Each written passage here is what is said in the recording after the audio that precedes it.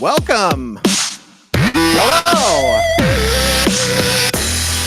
Wow, is that loud enough? We have a hot show tonight. This is Mysterious Forces Live, and it is Friday, June 7th, 2019. We're well into the summer season. It's gotten a lot hotter here in the central Phoenix, northern Phoenix area. The temperature has gone up. It got really hot today. Sometimes once it gets over 100, though, you don't really notice the difference. I have a great guest tonight, Tom Whitmore. He's on the board of directors for MUFON, and I feel really fortunate to have him on. For the first time tonight, I don't have anyone home with me, and I have no animal wrangler. I have my dog in the room with me. I hope he doesn't pant or I get up in my face. He crawls up on me sometimes. So if we suddenly have a brown boxer in the frame, just know that that's him. I'll be looking into the chat room tonight because I anticipate a lot of questions. There's a lot. I'm not going to talk too much. I think that there's a lot of territory to cover. Tom he's done deep research on MJ12, and we're going to get to that at some point. And we'll talk a little bit about the future of MUFON and just some general topics, and we'll move on. I just want to say hello to a lot of my friends out there, Jiggy, CW Chanter, Pursuing X, the professor's in the house. I'll be looking at the chat. I'll just hop in right now. I see Jiggy there, Satellite Mincy 4. I always like seeing everybody there. And of course, if you're not seeing this live but seeing it after the fact, please don't forget to hit the like button and subscribe if you haven't already done that. And share the video, especially this one, because this is going to be really informative. And without any further ado, I would like to introduce Tom Whitmore. He is a musician. He is a ufologist. He's on the board of directors of MUFON. He hails from San Antonio, Texas, and we'll get into his background. We'll get into his research, and we'll talk about all of it in this hour of Mysterious Forces Live. Tom, welcome to the show. Natasha, thank you. I'm glad to be here. I'm thrilled to be on this show tonight. Thanks. Thank you so much. When we first talked about you coming on the show, it's been a while. We kind of have talked back and forth, but during that time, Stanton Friedman passed away, and I couldn't help but think of all the contributions that he had made to the MUFON Journal, the monthly journal of the organization, and that left me wondering who will, not that anyone can replace Stanton Friedman, but who will be doing pieces for you? Will it be one person like you did with Mr. Friedman, or will you have a variety of writers come in for the journal? Well, as you know, Natasha, there's only one Stanton Friedman, and he really can't be replaced. And he was, historically, he was the 500-pound gorilla in the room in terms of ufology. There may not be anyone of that stature at this time. That's no criticism of anybody out there. But the format of the journal, the content of the journal does change over time. There was a point at which Stanton Friedman had not been writing articles and columns for the journal, and then he got into that, and he was very consistent. He did it month to month, and they were at least 2 pages and lots of information. He covered lots of topics, but now the format of the journal has changed a little bit. We have a UFO traffic report, and we found over the years, Natasha and MUFON, that in terms of the journal, what people really want to see in the journal are reports on sightings. So we have a section called the UFO traffic report, and that's covered by Roger Marsh, our communications director. And in each journal, there has been a feature article on a major UFO sighting and incident. In May, we had a major article about a UFO, one of these triangular B2 shaped objects dumping an object into New York Lake. So that was a big article. We have a section called the Madar Update, from Francis Ridge, who's actually with NICAP. But this is an effort, and it gets a little bit technical, but they place sensors around the country, and they've been attempting to coordinate changes, physical changes with possible UFO sightings. And we have a section of the journal called the UFO Think Tank, which is some thoughts about maybe the future of ufology. We have a section called Crosstalk, in which there are letters to the editor. And one-on-one, every month, a person, usually a state director or an investigator, someone active in MUFON, is interviewed, and so that the readership can get more information about them. And then we have the MUFON minutes, and those are changes, changes in state section directors, new field investigators, changes in state directors, et cetera, et cetera. So unfortunately, we don't have Stanton Friedman anymore, and maybe someday we'll have someone that can replace him. Yeah, no, understood. That's definitely, you're right. He can't be replaced. So I understand that. Something we talked about a little bit just before we went on air was the impact that TTSA has had to the Stars Academy, has had to the ufology topic since December of 2017. And MUFON being a research organization and TTSA being a for-profit company, I know that there are different missions here, even though there might be some parallel crossover between missions. But I think the for-profit entertainment company aspect kind of, it gives a different motivation to the investors and the people who are part of TTSA. And I think that maybe in pursuit of that profit motive, they might, I'm not pointing any fingers, but they might, I don't know, just be more concerned with the profit margin instead of actually getting information out. They've made a big splash with these videos that they've put out and the recent interviews, and I don't want to minimize the importance of the impact of that. But then you take an organization like MUFON, which has been very science-based and very much a kind of a storehouse of knowledge and information, building this huge database.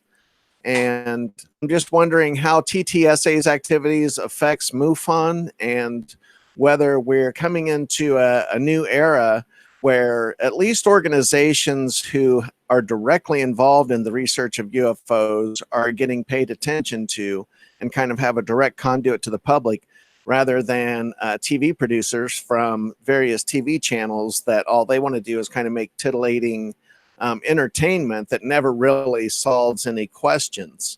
Do you think this new attention to your organization and to TTSA can change the future of that? How do you think this is going to move forward?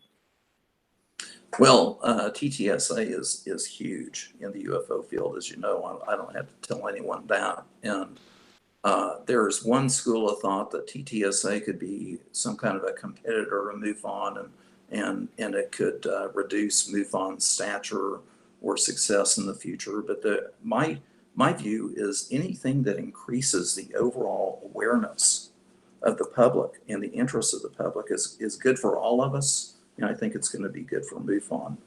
And it's obvious to me, and I think most everyone, that TTSA has moved the ball forward in terms of the public conversation. They've gotten this subject into the mainstream media. And we at MUFON, we've tried, but it's tough. It's tough when for many years, the New York Times had an almost absolute embargo on any UFO stories. And the media world, I haven't been in the media, and I don't mean to speak out of turn, but the media world reporters tend to move in packs. So if the New York Times signals that it's okay to cover UFOs, and it goes into Politico, and it goes into Newsweek, and it goes into Fox News, and it goes into CNN, then you start the ball rolling, and there's this cascading effect, and that's what we're seeing now. And I think that's good for ufology because it's increasing awareness. It's increasing public awareness. And that's actually one part of our mission at MUFON, is to educate the public and improve awareness about the UFO subject and problem. Yeah, the increased attention to TTSA has also brought increased scrutiny. And as you know, over the last week, there's been some question about Luis Elizondo's credentials and his involvement in the Department of Defense ATIP program. And I'm wondering what steps MUFON takes to convey relevant information and data, but sidestep the controversies and the conspiracy theories. Yeah, and I really don't understand all of this hoopla about Luis Elizondo's background. You know, did he start the program in 2007 or did he start it in 2008? This document says this, that document says that. You know, I'll take him at his word for now. And every time that I've ever seen him speak, and we had the privilege of a private briefing with the MUFON board with Luis Elizondo, and let me just say, he didn't tell us anything that he hasn't said publicly. But every interaction I've had with him, that we've had with him, and at the MUFON symposium, he's been a very careful and strikes me as a very honest man. Now, that doesn't mean he can talk about everything that he knows. He is still under under the DoD classification scheme. He's still under non-disclosure agreements, and Right. so I found it's a little bit annoying when you ask him some questions. He'll say, "Well, I can't talk about that," or "I can't tell you this person's name," and that does get a little bit annoying. But at this point, I'm satisfied that he is who he says he is, and there are plenty of people that have worked with him and will vouch for him. Now, the documentation may or may not be available to the point that you can absolutely prove that every thing that he's done is documented. And, you know, within DoD, I can understand that. Yeah, when the Vox story broke, I was doing a show that day. It was last week, and I was one of the first people to get out there. And I wanted to say, you know, because of the article, I thought that his career path deserved a little extra scrutiny, that we should stop and take a look at it. But at the same time, I also don't have it in for TTSA or Luis Elizondo at all. Like, you know, I want them to be legitimate and I want them to succeed, because ultimately I want what I think most of the people whose motivations are in the correct place here. We want the information out. We want the, you know, if UFOs, if the phenomena, you know, on the one hand, we know it is a phenomenon. Just getting the mainstream media to acknowledge it. And then, you know, today, NASA, you know, it's like, do you actually think this is a kind of soft disclosure, or do you think that this is just kind of an organic thing that has kind of sprung up unexpectedly, and now here we are in the middle of a kind of a semi-disclosure state? Yeah. Well, you may be aware, and I'm sure a lot of your listeners and your audience are aware, that there was an interview with Robert Bigelow on 60 Minutes, and he said, Mr. Bigelow said, "What we need is confirmation." And the distinction that I'm drawing is, I think that what we're seeing in this process right now is what I term soft confirmation, as opposed to hard confirmation. Now, an example of hard confirmation was when, during the Carter administration, the Iran operation failed, and he went out publicly and described how the operation failed. So that's what I call hard confirmation. Another example of hard confirmation is when they rolled out the B-2 bomber. They rolled out the bomber, they had a ceremony, and all of this. So there's no doubt about the facts that are involved. What I think we're seeing now is what I call soft confirmation. And that is where some evidence is being put out into the public. These videos, these films that we're seeing that the fighter pilots encountered. And then we're getting major mainstream media involved and carrying the message and talking about it.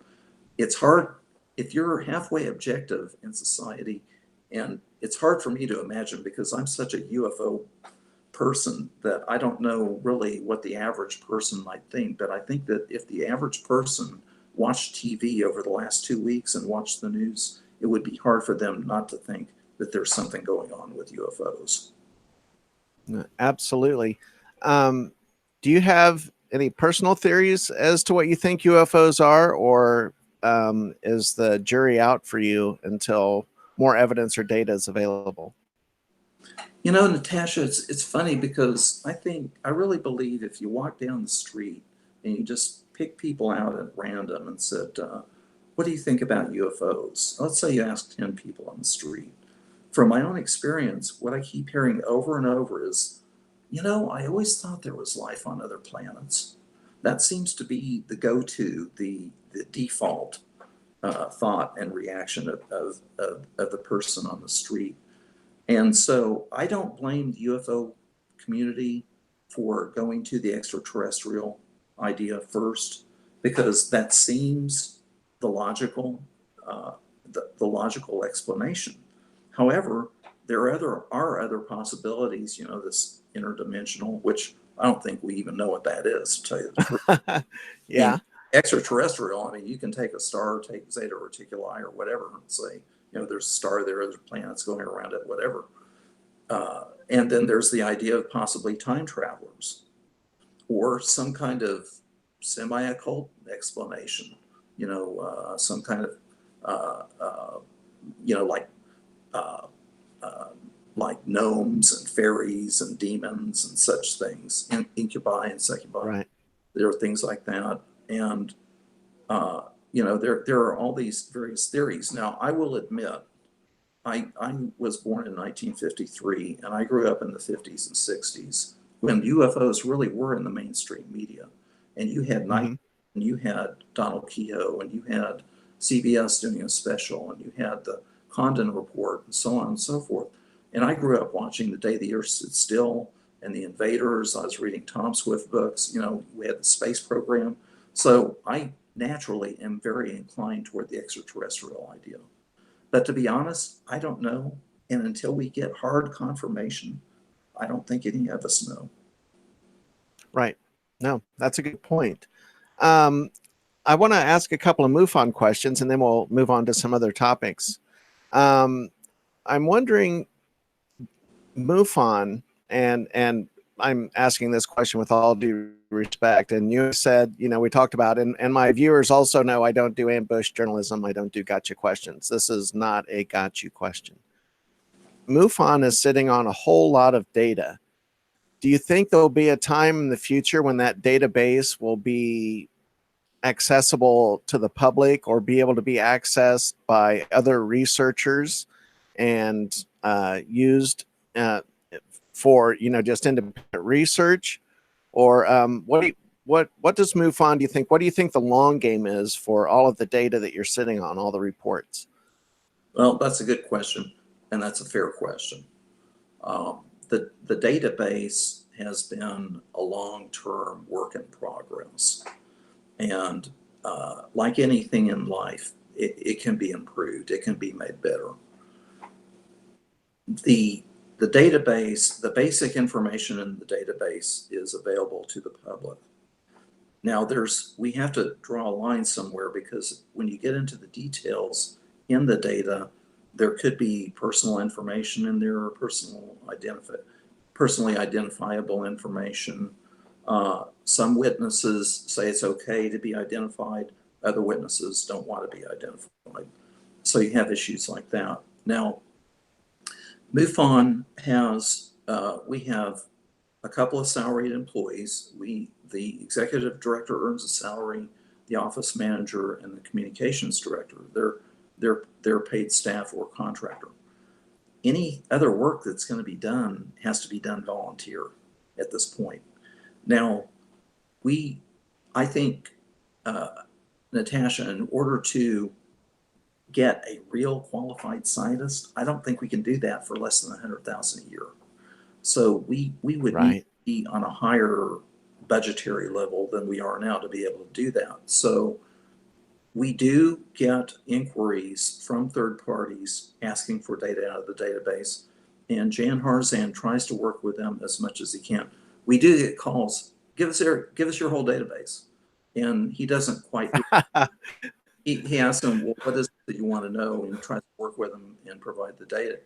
Now, somebody that did really go through the database is Cheryl Costa, and I think you know her.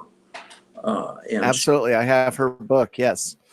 yeah, and I have her book too. And she went through the National UFO Reporting Center database and through ours.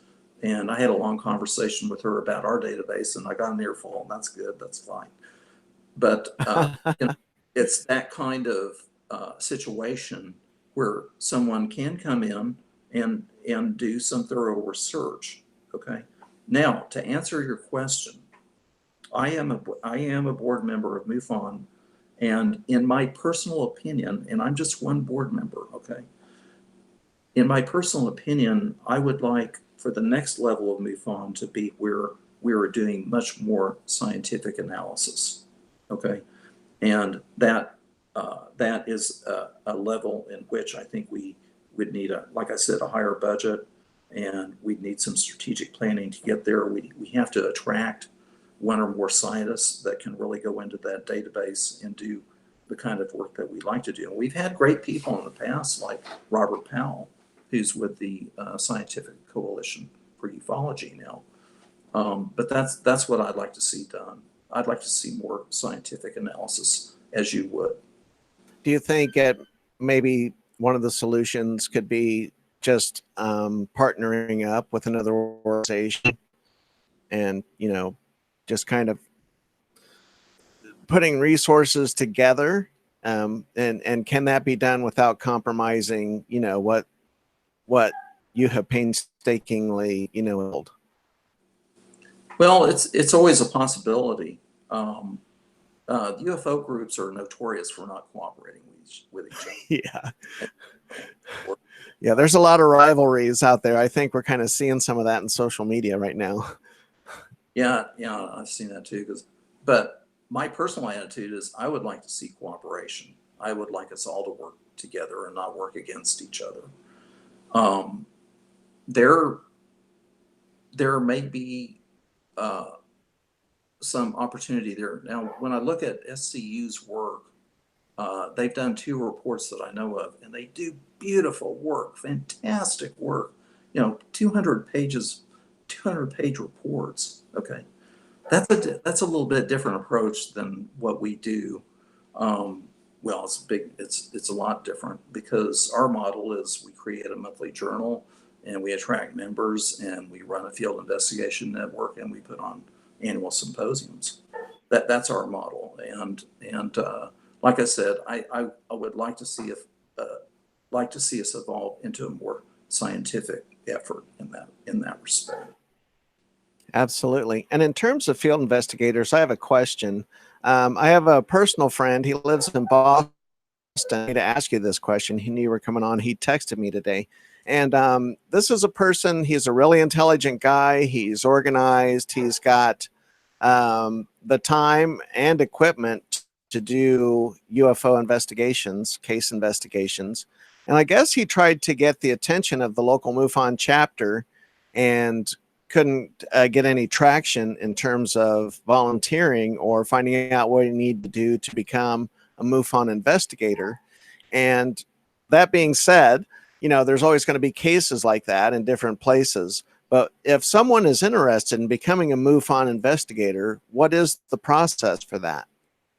Well, that's actually pretty easy, Natasha. You just go to the MUFON website, put in MUFON.com, and let me pull it up right here so I can make sure and look at the exact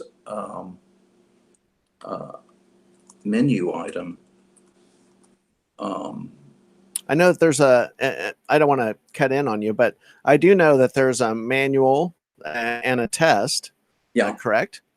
Yeah. Well, you join, subscribe to the journal on whatever level you want to, and then you I know I went through the website today, but rather than waste your time, if you go to the MUFON website, just run the cursor over the menu, and there's a join MUFON, and then there is a menu item where you can become a field investigator. And Okay. what you do is you order the field investigator manual, and you study the field investigator manual, and you take the field investigator exam, and then when you pass, you're issued your field investigator's card, and then you work with the local state section director and the state director of your state, and start investigating UFOs if you can get some cases. Yeah, that's great. And there's a background check involved as well, I believe, because you're getting access to, you have to go to someone's house, get their name, get information. And I think that's a good thing as well. And so moving on from some of the MUFON topics, I'm wondering how you got interested in this subject and if you've had any personal UFO sightings yourself or what drew you to the field of study. Well, like I said earlier, Natasha, I grew up in a time when there was a lot of UFO activity around the United States. It was in the media. We had the old, well, not old, but retro science fiction type movies and programs. And I found that very interesting. I did notice in the 1970s that there was a big flap in 1973. And then after that, I started to wonder because it didn't seem to hear much about it.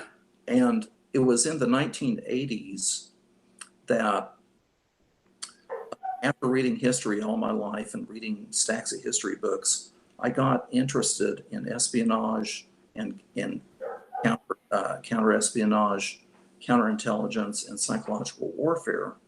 And at that time in the 80s, the Roswell incident was coming up as an issue in the UFO field. And one day I was walking down the street and I saw a UFO magazine in a local store, and it piqued my interest. And I went home and I read it, and it actually contained a lot of the UFO rumors about that time, at that time, about underground bases and aliens and crashed UFOs and all these different projects that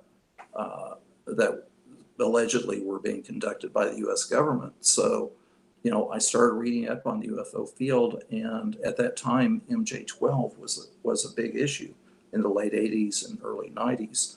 And it was at that point when I learned enough about the MJ-12 affair to know that there was some counterintelligence work being done directly in the UFO field, that my interest in history and intelligence and psychological warfare and UFOs, it all merged.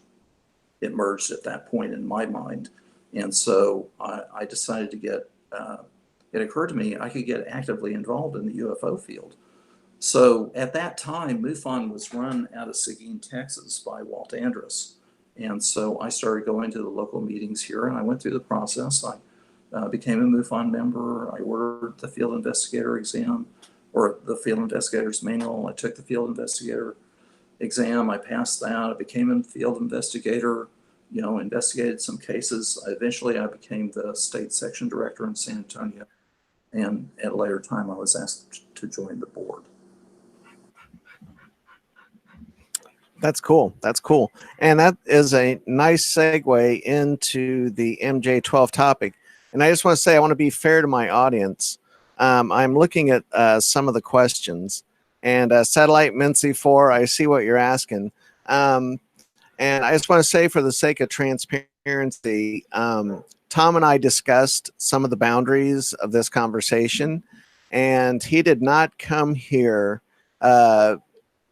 ready to discuss the finances of MUFON, and he did not want to talk about controversies associated with MUFON. And we're not doing that in a way to cover up the topic.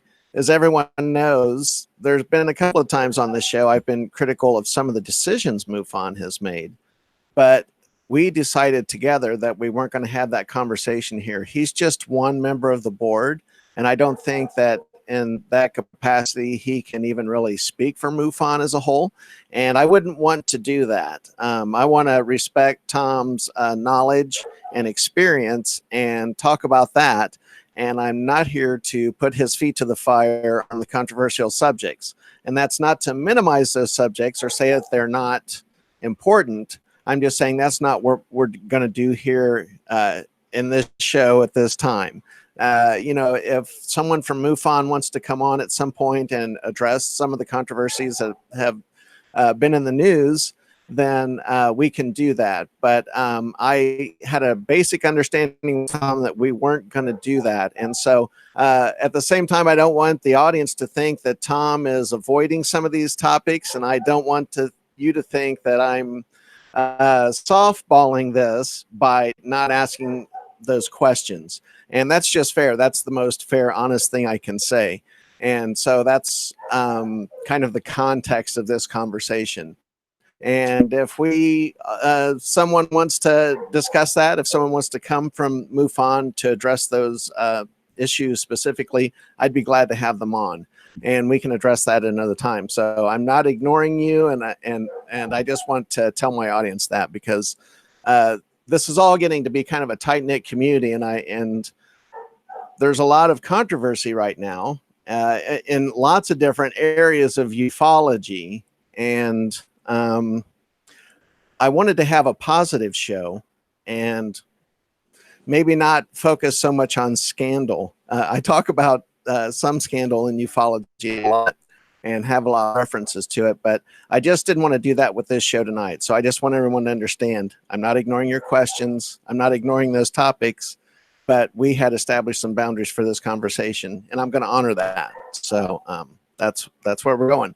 So I want to set up the MJ12 thing. And for the listeners, I just want to read off a list of names of people who allegedly were either part of the Majestic 12 or associated with the organization. And some names you will know, and some names you may not recognize so readily. Lloyd Berkner, Detlev Bronk, Vannevar Bush, ring a bell, James Forrestal, a big name, Gordon Gray, Roscoe H. Hillencoter, Jerome Clark Hunsacker, Donald H. Menzel, which is he was a serious debunker in his day, as many people well know, Robert M. Montague, Sidney Sowers, Nathan F. Twining, the Twining Memo, and Hoyt Vandenberg, Vandenberg Air Force Base, anyone? These are some of the players that are focused around the MJ12 phenomena. And as I was talking to Tom before we went on air, I was saying that this case is kind of like, it has a little bit of everything in terms of what you would want to be looking for in a UFO case. There's a long lineage of time and events and documents. There's mysterious deaths. There's anonymous packages showing up in the mail. There's kind of a treasure hunt aspect to some of the research that Stanton Friedman did with Moore. And I'm wondering if we can get into the reason I listed some of those names and framed it this way, Tom, was I was hoping we could dig into some of the dirty details of the MJ12 case. And because people get these kind of top, the tip of the iceberg, I feel like is kind of what I just kind of went over. That's just what's obvious at the surface of things. And I'm wondering if we can get into your take on the veracity of the memos, what you think they are, and who some of these players were. What led you, how did you get introduced to the MJ12 topic? Well, at the time I became actively involved in the UFO field, MJ12, the MJ12 controversy was raging. And there was a lot of suspicion of William Moore, who had been very much associated with the MJ12 affair. And Bill Moore had given an address to the MUFON Symposium, I believe it was in 1989 in Las Vegas. And people were booing and hissing and shaking their fists and walking out. And Bill Moore actually went out through the back door. If you think it's bad now. But at the time that I got into this and I started reading UFO magazines and reading the UFO literature, it was really prevalent. Now, Bill Moore is central to the MJ-12 affair because he had co-authored a book called The Roswell Incident with Charles Berlitz, and that came out, I think, in 1979. In 1989, he was on radio interview tours to promote the book, and he got a call, and he got one or two calls, and he was essentially recruited by Air Force Office of Special Investigations, namely Richard Doty, who seemed to be his main contact. Mm-hmm. And during that time, there was a problem with a person by the name of Paul Benowitz.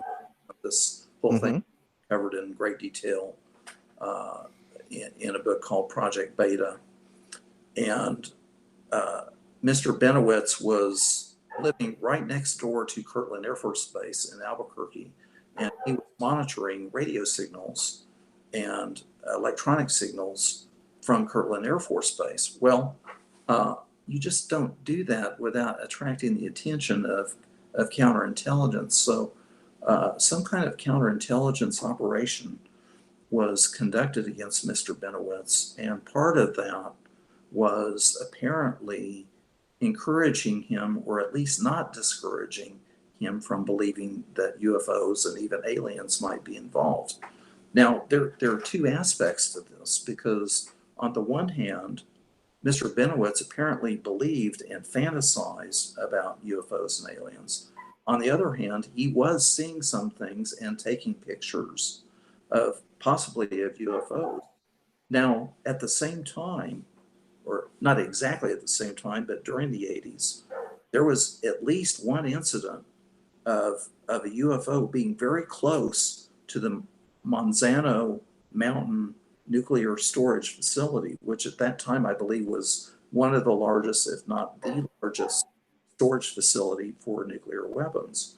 And there had been one or more UFO incidents in that. So this is all kind of mixed together. But in that process, there was a document that's become known as the Aquarius Telex. The Aquarius Telex was actually an original document, but it was altered, it was changed, and in the document that AFOSI had apparently requested William Moore to provide to Paul Benowitz, in that document is the first mention that I know of in the UFO field and the UFO documentation of MJ-12. And later on, there was this incident in which William Moore and his research associate, Jamie Chandray, Jamie Chandray received this packet in the mail. And in the packet was a roll of film with the so-called Eisenhower briefing document and the Truman memo and so on and so forth. Right. And Chandray was a filmmaker, correct?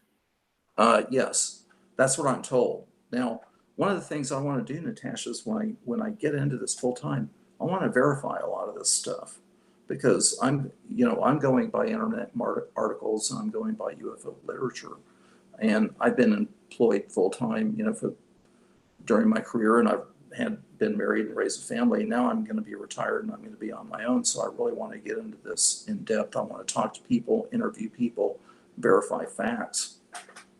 But yes, he received this roll of film, and sometime later, Bill Moore and company had been receiving a series of cryptic postcards, and they ended up going to the National Archives and going through a box of documents, and that's where they recovered the so-called Cutler Twining memo. So this was the first set of MJ-12 documents. That was box number 189 in July of 1954, correct? So they were that this goes back that far in the 50s. Well, allegedly, okay, because this is all controversial.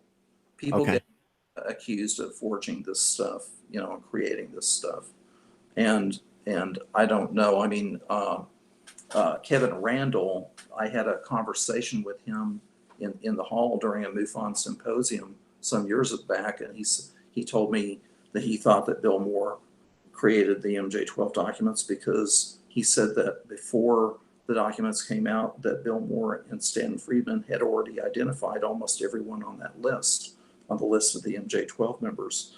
And Kevin Randall has come out with a second edition of his book, Case MJ-12, and he makes a very strong case that he doesn't come right out and say it, I don't think, but he implies very strongly that Bill Moore created the MJ-12 documents. Now, I don't necessarily agree with that, but the fact of the matter is there's no province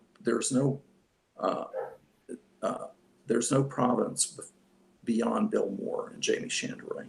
You know, you don't know who actually did it. Mm-hmm. And I think, no, go ahead. Go ahead. You were cutting out a little bit. I didn't quite hear what you said. well, there's the provenance only goes back to Bill Moore and Jamie Chandray, because we don't, if they didn't create the documents themselves, we don't know where the document came from. So do you think, what do you think the chances are of it being dissemination from government sources? Well, I have my theories. I mean, there are several possibilities as I see it. One is it's an outright hoax that Bill Moore or some other person just created this stuff. Another possibility is that the document is some form of psyop, some kind of psychological operation that originated somewhere within DOD in the intelligence community, DIA, CIA, something along those lines. Now, we have to remember, and one of the things that fascinates me about the intelligence world is intelligence agencies forge documents all the time. It's almost their stock and trade. And they forge reports, they forge other documents. So they have the typewriters, they have the stationery, they have, you know, whatever they need. Now, these types of documents that we're seeing almost always come in the form of, a lot of them come in the form of photocopies. So you can't really, it's difficult to do any physical forensic analysis of it. So, yeah. No, do you think that the typos and some of the small details, do you think those really mattered, or do you think there was enough variety amongst, like, there are so many people typing reports and producing document that just the comma in the military dates, you know, not being standard procedure? Do you think that those things really matter, or do you think those are elements that people are zeroing in on to kind of just use that as a wedge to be skeptical about the documents? Well, to take the Eisenhower briefing document, enough things have been found wrong with it that it's very difficult to assert that the document is authentic, and it most likely is not authentic. In some of the later, no, go ahead. In some of the later documents that came up in the 90s with associated with Timothy Cooper, there are some documents that there are so many misspellings and typos that it's almost difficult to believe that a professional person created that. At the same time, there are other documents that, you know, that look very interesting. Yeah. Do you think Truman's signature was inserted on the Truman Forrestal memo, or do you think that was legit? I think it was probably inserted. That's a forensic argument. Okay. And, you know, read that, and Kevin Randall goes into that extensively in his book, Case MJ-12. And I'm not here to advocate that the documents are authentic. My interest is the history of the affair itself, which is the process by which the documents came into the public domain and who was involved and what might be the motivations behind it. Now, here's the thing, Natasha. We had the original MJ-12 documents arise around 1984. Bill Moore sat on them until 1987.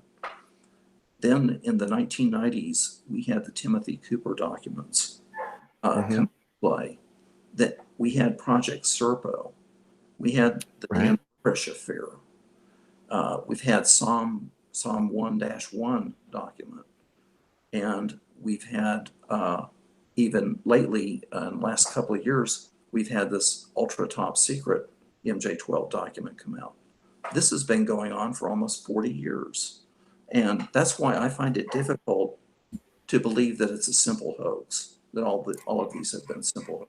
To me, Right. there's a pattern. There's some kind of a pattern in all this. In your opinion, the Government Accounting Office did an audit in 1994. It was conducted by Colonel Richard Weaver. What did you think of that audit? Was that kind of propaganda, information control, or do you think that they really tried to investigate the veracity of the case?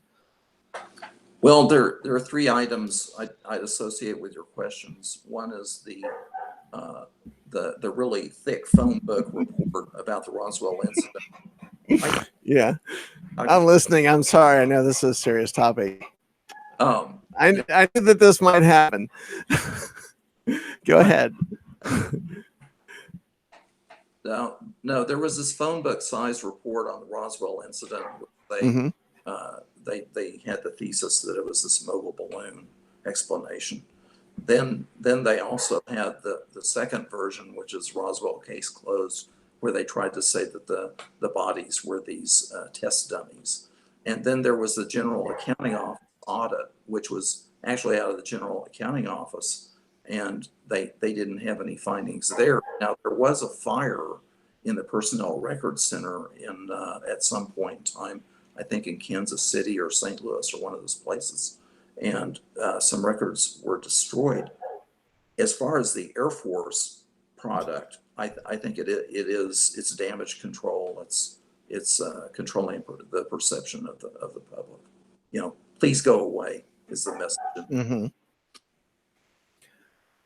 Do you think even if the case is a hoax or if it was disinformation, do you think it's still important to ufology because the legend of the story itself, much like the Tic Tac video or any of the recent news we've had, kind of contributes to the popularization of the topic?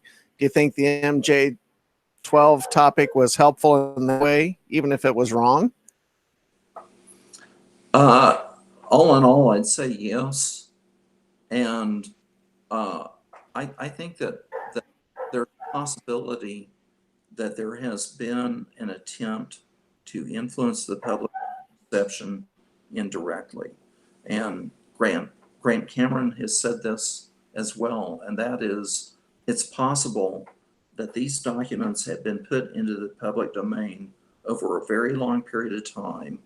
They're done in such a way in which you cannot trace back to the source for the documents, and they're done in such a way as they provide plausible deniability. But here's an example I'd like to give you, Natasha. Let's say Sure. I forge a letter purportedly from you, and in that letter, I know for a fact that you went to the grocery store on Tuesday at 7 p.m. And so in that letter, I state, I, Natasha, Nyxx, I went to the grocery store at 7 p.m. on Tuesday. Well, the letter itself could be forged, but that could be factual. Okay. And I think that it's possible, I don't know, but it's possible that in some or most or possibly all of these documents, that there are ideas within those documents that are being communicated into the public in such a way that it gradually seeps into the public consciousness. And I think where we're at in terms of what we think about the UFO field today is completely different than what people thought in the 1970s. No, absolutely. You know, I always thought it was a shame, and I don't want to get out of the wheelhouse here because I'm enjoying the conversation. You know, the testimony of astronaut Gordon Cooper and the film made at Nellis Air Force Base, allegedly, of the UFO landing, and the film being processed and taken, and that was it. That was the last he saw of it. And Edgar Mitchell's work. Do you think, I guess I'm trying to sort out how valuable you think witness testimony is, or do you think that witness testimony is kind of nice to have, but the only evidence that's really going to count is going to be government documents, photographs, or some other kind of hard data, a DNA sample, for instance? Well, in the UFO experience, in the field investigation experience, in the vast majority of cases, all you have to work with is witness. It's relatively rare that you have any physical evidence. Now, that's not to say you can't go to the airport and see if you can get radar records and go to the meteorologist and get the weather data and so on and so forth, but mostly what you have is witness testimony. So, and you see where we're at now after 70 years of the UFO field, we still don't have hard confirmation on our own. Right. And we can hope, we suspect, we strongly suspect that the government has, they have the sensors, they've got satellites, they've got radar, we've had these pilot sightings, and believe me, those are not the only pilot sightings that have ever occurred. And they may have Right. they may even have recovered craft and bodies and extensive documentation that we may never get to see. Did you get a chance to talk to Stanton Friedman about his research in the case and get any personal anecdotes from him on the process and how that played out? Oh yeah, I did. It's several years ago, and I believe it was during the symposium in Florida, and I'd really gotten into the MJ12 affair extensively. I had really read a lot of internet articles, and I read all the literature and videos that I could get my hands on concerning that. And Stanton and I had two conversations where we sat, eye to eyeball at the breakfast table, and I asked him very direct questions at the breakfast table and also at a cocktail party, standing at one of these tables, and what I found, Natasha, was that Stanton Friedman believes that the original MJ12 documents, the Eisenhower briefing document, that they're genuine, that they're real. And I would ask him, quote unquote, hard questions or direct questions, and he just shrug his shoulders and say, well, it doesn't matter because MJ12 is real. Okay, so he had made up his mind and he really wasn't going to entertain another point of view once he had made up his mind. Well, here's an interesting fact. During this phase where Bill Moore was receiving these cryptic posts, and before he went to the National Archives, Stanton Friedman told Bill Moore and Jamie Chandray, he said, hey, there are going to be some documents being declassified by the Air Force, and they're going to be available in the National Archives, in the next few weeks. And that he told them that before they went to the National Archives and recovered the so-called Cutler-Twining memo, which, by the way, was stuck between, I think, two boxes. It wasn't even in a regular box of documents. And interesting. Last summer I had. No, go ahead. Last summer I had the opportunity to go to the National Archives in Washington, and I enrolled and I got my researcher's card, and I did a little bit of research on a real related subject, and I got a box of documents and I went through them, and I got a copy of one of the documents. So I have a little bit of an idea how the system works there. Now, they have pretty strict rules at the National Archives, and you don't just walk in with stuff and walk out with stuff. They have very tight controls over things. And people say, well, maybe Bill Moore and them brought that document in there and stuck it in there. I just kind of doubt that. It's a pretty strict controlled place. Mm-hmm. Do you think the sad, very unusual decline of Secretary James Gault's subsequent mysterious suicide, and I am going to use air quotes there, do you think that's indicative that there was some real meat issue? Do you think his mysterious death or the circumstances of his death are in any way a reflection on the deep state powers that might have been manipulating the case? Well, it's possible, but we just don't know.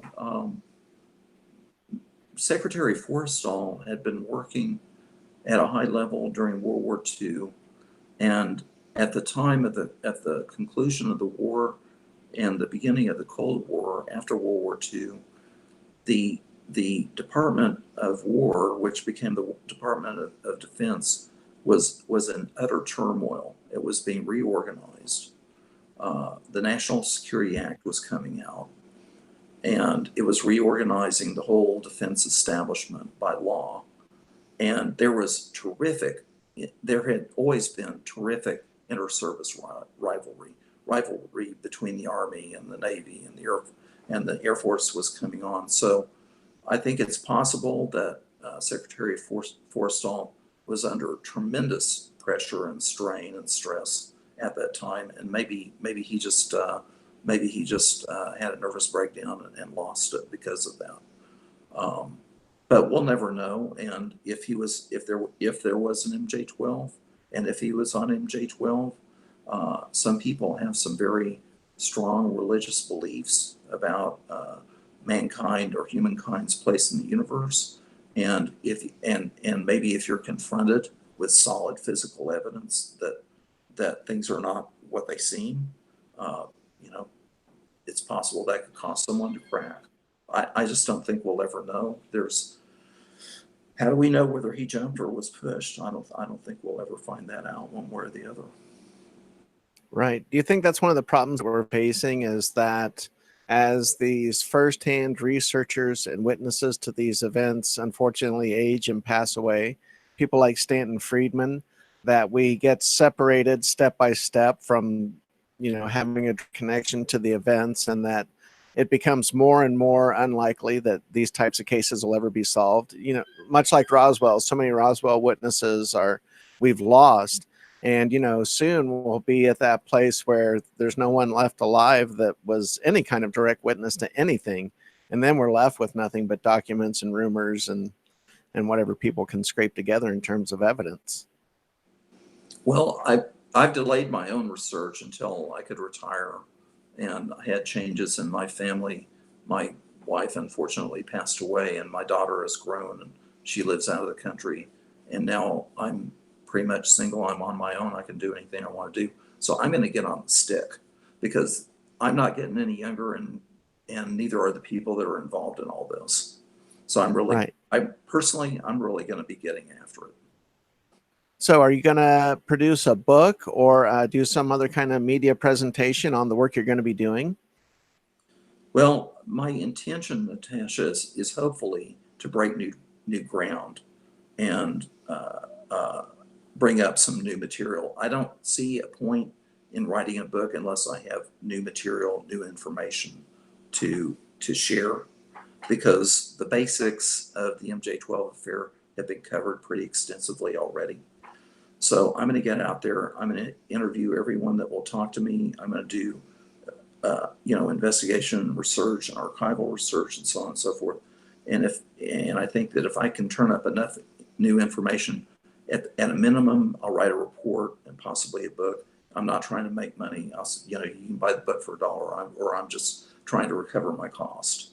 Right. And if that's the case, I'll be glad to go on the lecture circuit and share it.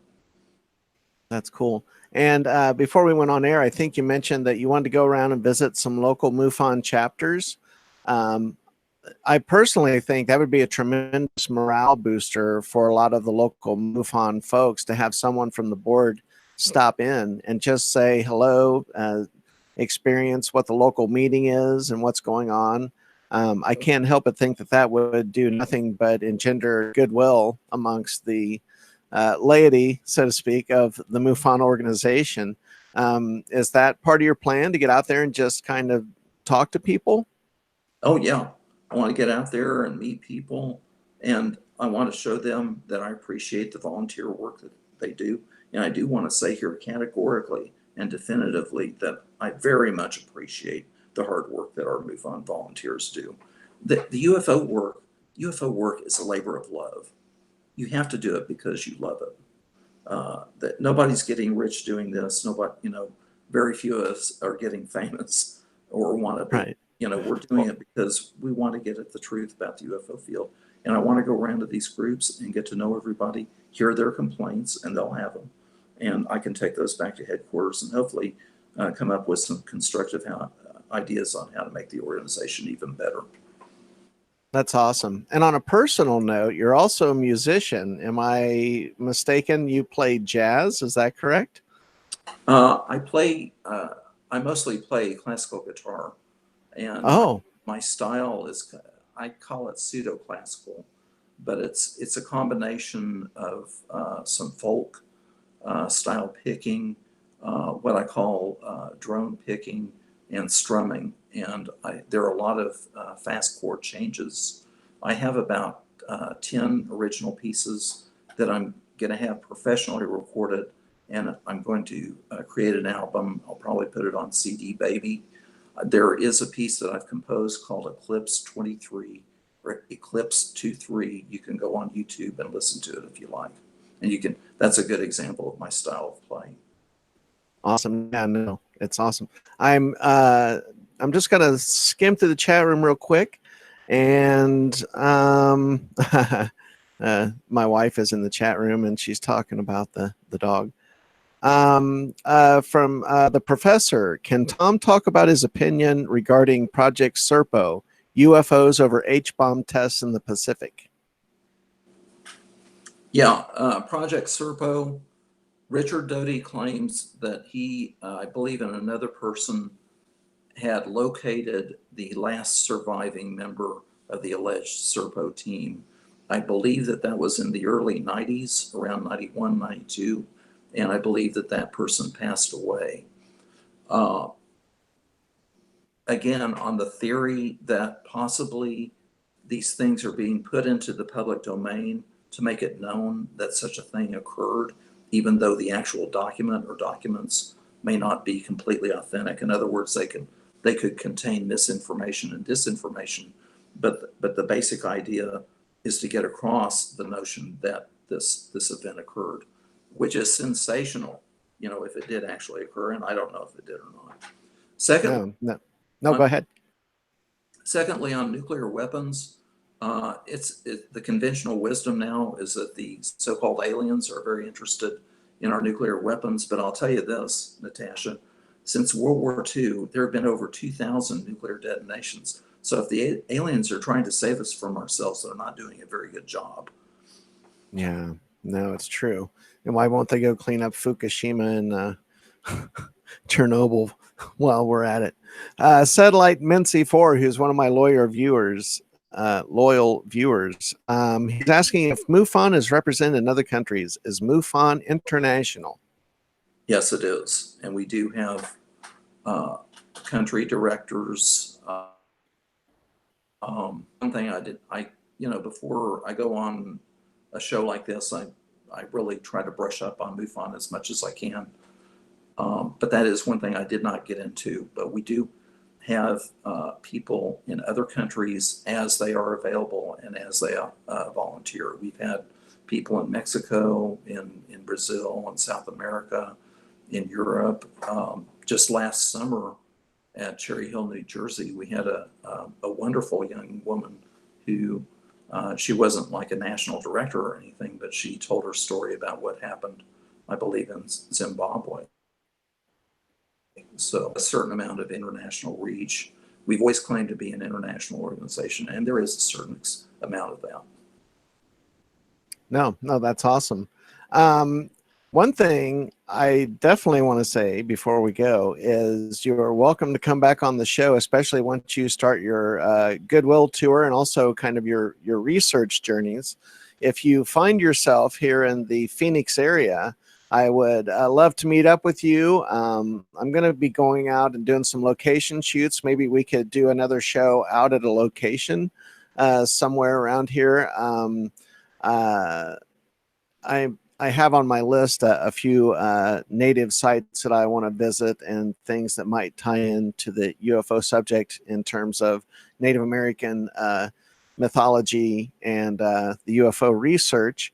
or if you're just, if you come to the Phoenix MUFON meeting, and I know that it's quite a big organization, and they have quite the team of investigators at the Phoenix chapter, and they always have large dinners after their meetings. So, maybe we could meet it up or something there. But I'd love to talk to you again in person and maybe do another interview and catch you out doing a lecture or while you're traveling around. And I just want you to know that I appreciate your volunteer work. I appreciate all of the volunteers at MUFON myself. I think it's important work.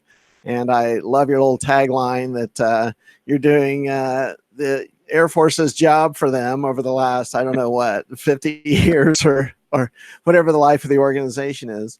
And I hope that we see a day when the database is that we can kind of synergistically take all of these resources and put them together and make sure that all these databases are fully accessible, like you said, as much as possible. I'm sure a lot of personal information have to be redacted. And there are lots of good reasons to protect people's personal information these days. I don't want to minimize that or act like that's a real issue. But thank you very much for the work you do. Thank you for your research. And I would like to thank all of your MUFON colleagues for doing what you do, because this is important work. And I appreciate you so much being here. Thank you so much, Natasha. It's been an honor to be on your show, and I appreciate it very much. And I look forward to meeting you in person someday soon.